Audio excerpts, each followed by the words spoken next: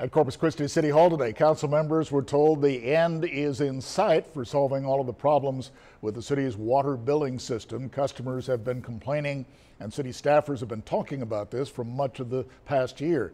Today, the council got another update from the man who's been placed in charge of resolving everything. Of course, hundreds of residents reported higher than normal bills after the city installed a new billing system last year.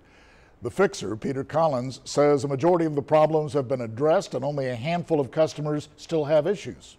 There was huge issues that went on all last year, as you know, and we've been able to correct the majority of the issues. There's still work to be done, but as far as when you receive the bill, it's an accurate bill. And Collins says new office procedures, training, and equipment issues were the main targets of his investigation.